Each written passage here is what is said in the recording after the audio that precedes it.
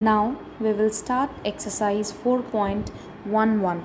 Here there are 10 word problems of multiplication. We will begin with question number 2. So let's read the question first. There are 12 bananas in a dozen. How many bananas will be there in 4 dozen? So children, at first you need to understand the meaning of the question. 1 dozen of banana, 1 dozen is equal to number of 12. So 4 dozen of bananas is equal to 12 multiplied by 4, it is 48. So at last you will write the final statement that there are 48 bananas in 4 dozen. Now let's come to question number 5. A week has 7 days. How many days will be there in 8 weeks? As we all know that a week is equal to 7 days. So 8 weeks is equal to 8 multiplied by 7, it is 56. Again you will write the final statement. There are 56 days in 8 weeks. Now question number 9. A postman delivers 55 letters every day. How many letters does he deliver in 2 weeks?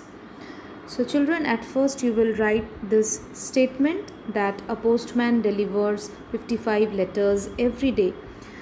Now 2 weeks. As we all know that 1 week is equal to 7 days. So 2 weeks is equal to 2 multiplied by 7, it is 14 days. Now to find out the number of letters which he delivered in 2 weeks, we have to multiply 55 by 14. So 55 multiplied by 14, at first this 4 will be multiplied with 5 which is at 1's place. So 4 5s are 20. It is a 2-digit number. So 2 will be carried over this 5 and we will write 0 here. Again 4 5s are 20. This 2 will be added with 20. So 20 plus 2 is 22. Now under this 0 you will place a 0. Now let's come to this 1. 1 will be multiplied with this 5. So 1 5s are 5.